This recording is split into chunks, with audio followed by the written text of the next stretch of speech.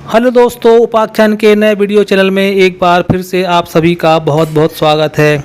उम्मीद करते हैं कि आपने हमारे चैनल को ज़रूर सब्सक्राइब कर लिया होगा। दोस्तों, हमने अपने पिछले वीडियो में आपको एक छोटे से काई कबीले के बारे में बताया था।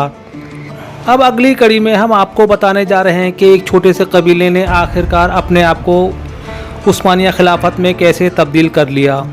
चलिए सबसे पहले शुरुआत करते हैं ऑटोमन एम्पायर के इतिहास की। 1300 ईस्वी में मुस्लिम रियासत सल्जुक और ईसाइयों के बीच ज़बरदस्त लड़ाई छिड़ी हुई थी। यह वह दौर था जब बड़ी रियासतों के करीब कई कबीले भी मौजूद थे। इनका काम तिजारती रिलेशन बनाकर कबीले की ज़रूरतों को पूरा करना था। इसके लिए इनके लश्कर हमेशा रियासतों तक अपनी सरगर्मियां बनाए रखते थे। इनका मकसद रियासतों से मिलने वाले फ़ायदों पर फलना फूलना और इलाके में अपनी धाक जमाना था। ऐसे ही एक मौके पर मदद की एवज में सल्जुक ने इन्हें एक प्रदेश बतौर इनाम दे दिया था। यहाँ काई कबीले ने खुद को और बेहतर किया और वो वक्त भी आया जब अर्तुगरुल के बेटे उस्मान वन ने इसे आज़ाद डिक्लेयर कर उस्मानिया खिलाफत की नींव रखी। एक के बाद एक कई जीतों के साथ इसने कई तटीय शहरों को भी अपने साथ मिला लिया। 1389 में कोसोवा को सर्बिया से जीतने के बाद ऑटोमन एम्पायर यूरोप तक भी पहुंच गया।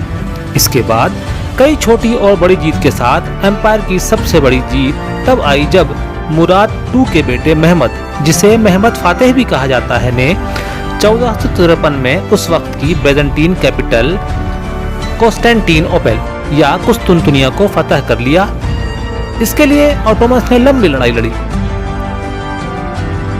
उसने इजिप्ट से मोरक्को के एक बड़े हिस्से और सऊदी अरब के मक्का और मदीना को भी अपने अंडर में ले लिया। तीर कमान से अपनी लड़ाई शुरू करने वाले कई कबीले ने वर्ल्ड वॉर फर्स्ट में भी एंट्री ली और अपनी लड़ाई को टैंक और हवाई जहाज़ों के जरिए भी जारी रखा। कई मोर्चों पर उन्होंने लंबी लड़ाई लड़ी और जीती, लेकिन अपने अंदर शुरू हो चुके सिविल वॉर और अरबों की बगावत के चलते वह एक साथ अलग अलग मोर्चों पर कई जगह नाकाम होने लगा और इस तरह एक वक्त वह आया जब ऑटोमन एम्पायर टूट गया। इसके बाद यह एक छोटे से दायरे में सिमट कर रह गया, जिसे अब टर्किश रिपब्लिक कहा जाता है। इस तरह 600 से अधिक वक्त तक राज करने वाली यह रियासत अब खत्म हो गई। इस रियासत ने दुनिया और ख़ास तौर पर इस्लामिक दुनिया को कई ख़ास चीज़ें दी।